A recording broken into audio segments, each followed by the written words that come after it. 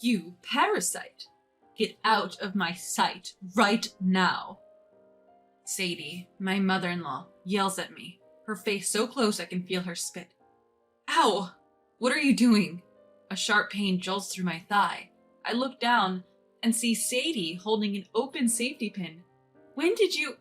I turn pale. Realizing this wasn't an accident, she meant to hurt me. Oh, are you hurting? Quite bold for a worthless bug, aren't you? A cold smile creeps on Sadie's lips, though her eyes are anything but amused. You're just a leech. You live here, don't work enough, and contribute nothing. She spits out ruthlessly. That's not true. I do work.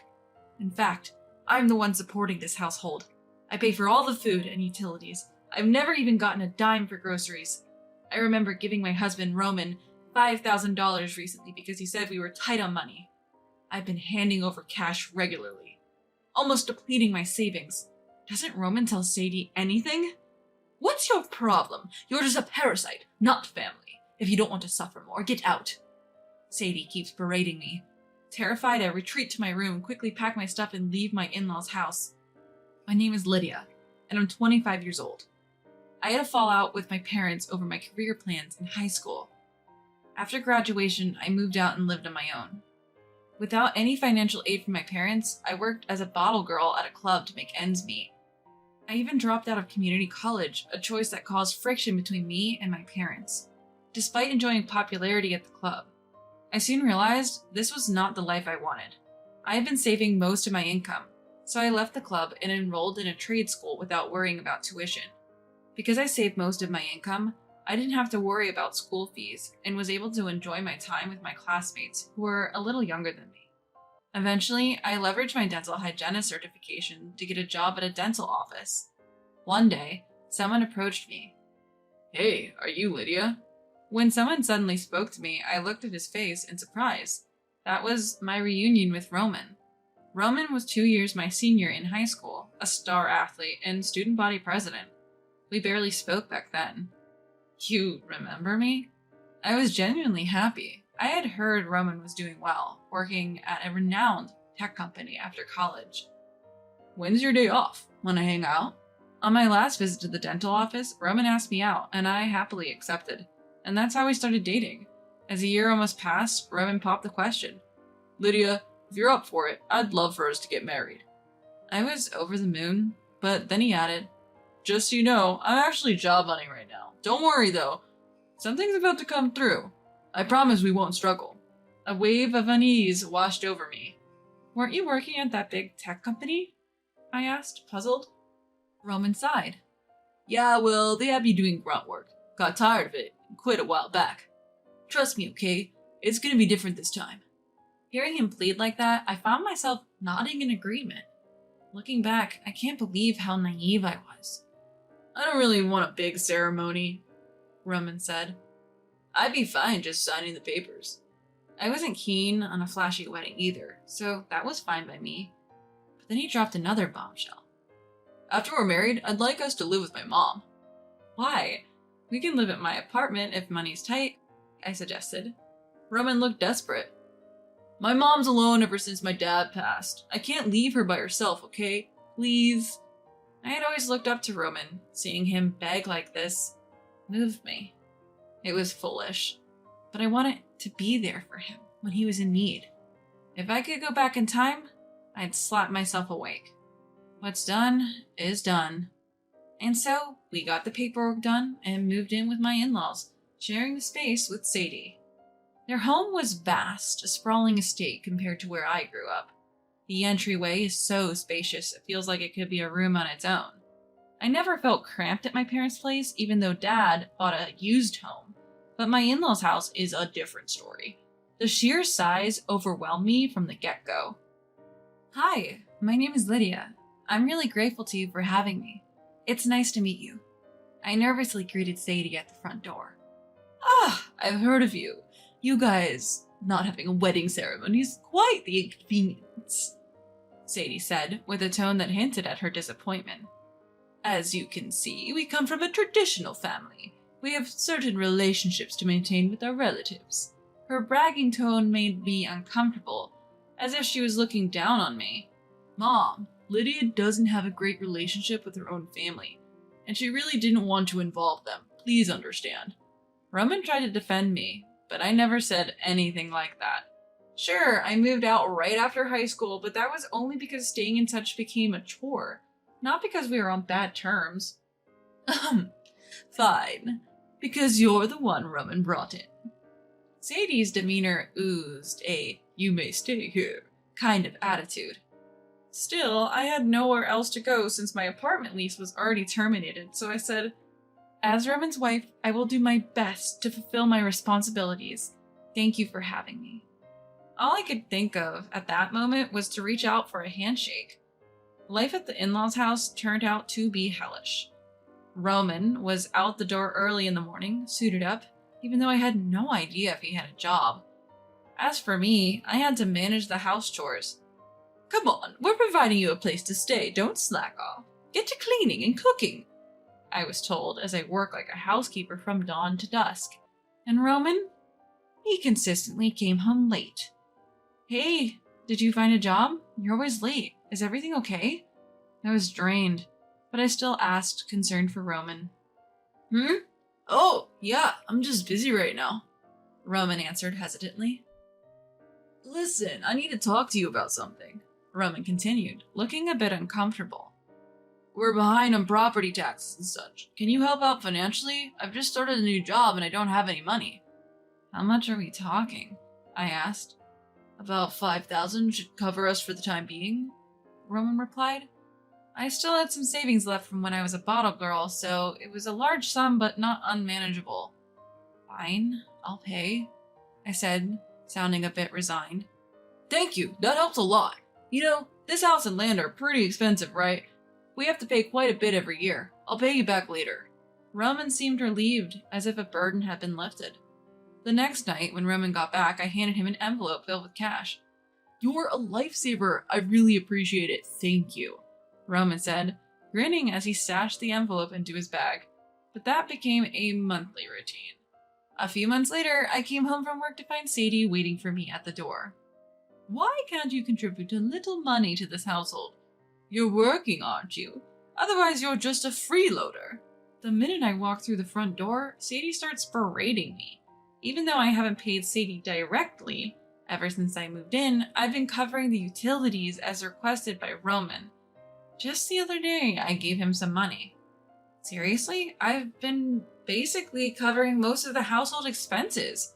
I even gave Roman money recently, I retort, taking off my coat to head inside. As I pass by her, ouch! What the heck?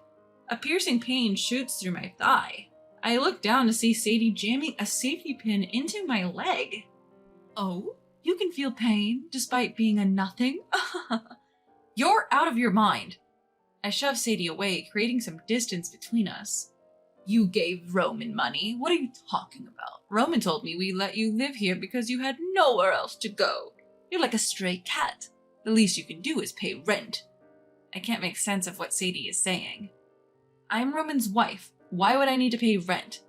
I try to muster the courage to say it. "Wife? A low earner like you? You're no wife to my son. You're a parasite." Sadie sneers and moves closer, though her eyes are devoid of laughter. "You are a bottle girl, right? I've heard the rumors. Disgusting. I won't accept such a woman into my family. Will you just leave?" Terrified by Sadie's verbal onslaught, I hastily pack my belongings and bolt out of the in-laws' house. Although I've run away, I have nowhere to go and walk toward the station, my steps heavy. I should apologize to my parents and go back home. It was the only option left for me. I had almost run away from home, and I hadn't even been in contact with my parents' home. They might think I was coming home for the convenience, but I couldn't think of any other place that would accept me since I had no place to live. When I returned to my parents' house for the first time in 7 years, I was nervous and my finger trembled as I pressed the doorbell. "Hello? Who is it?" A familiar voice, Mom's, Julia, emanates from inside. My emotions spill over, tears trickling down my face. "It's me, Lydia." I'm sorry. I choke out a reply. The door swings open. Where have you been all this time? Do you have any idea how worried your father and I have been? If you're alive, at least let us know you're alive, you foolish daughter. Tears fill Mom's eyes too. Drawn by the commotion, Dad, Theodore, comes from the back. Lydia, you're okay? We are so relieved. Come in, come in. His eyes are wet as well. I'm sorry for being such a disgrace. Grateful for my parents' unchanging love, I silently apologize in my heart. You must be exhausted. Why don't you take a shower? We can talk later, Mom suggests. Yeah, thank you. Feeling rejuvenated after a hot shower, my mood also lifted. I had time to think and found myself wondering, why was I so reluctant to come back home? My parents welcomed me into the living room after I stepped out of the bath. I'm back.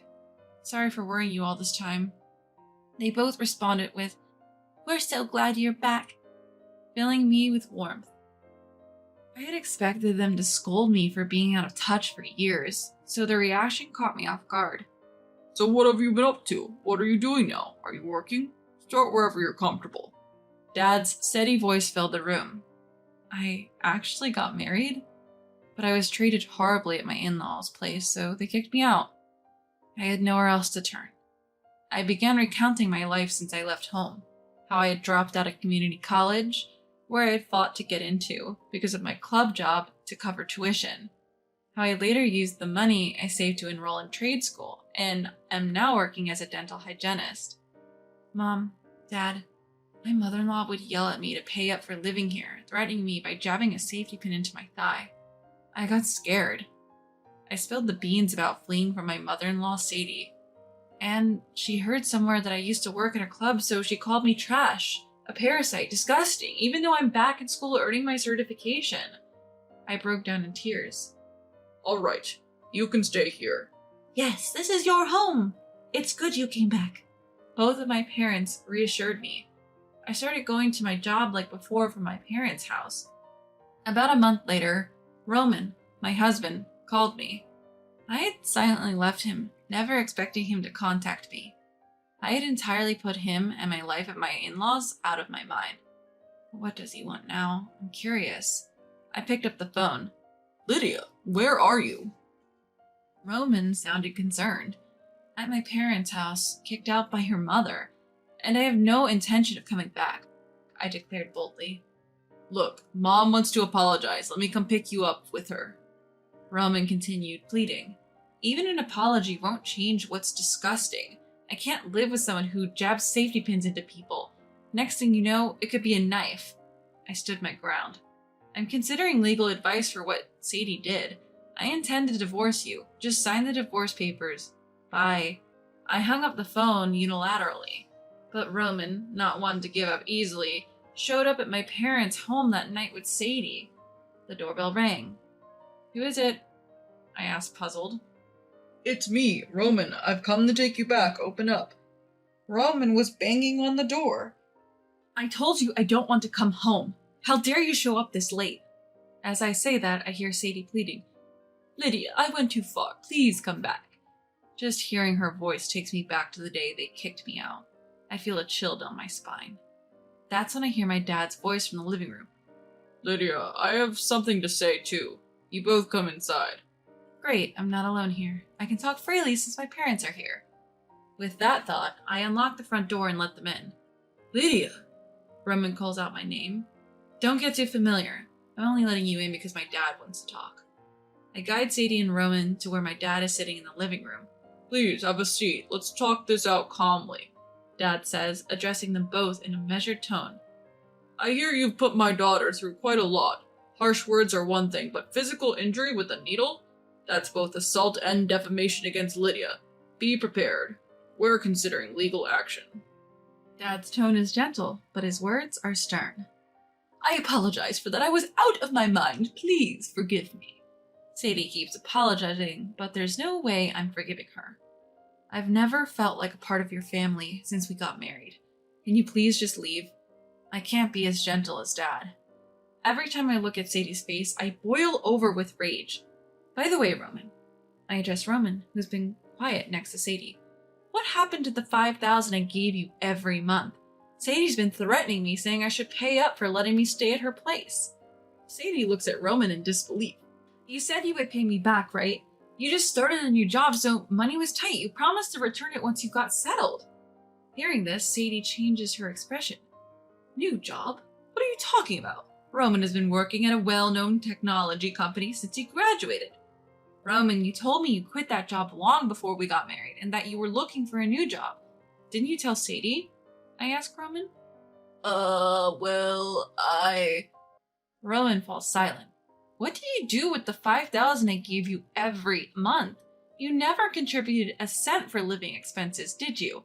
I paid for everything from food to utilities. Answer me! I pressed Roman for an answer. It was for the casino. Roman mumbles. Excuse me? The casino? What about your job? I ask in disbelief. I told you, it's the casino. Everyone looks down on me. How can I work? Roman blurts out defiantly.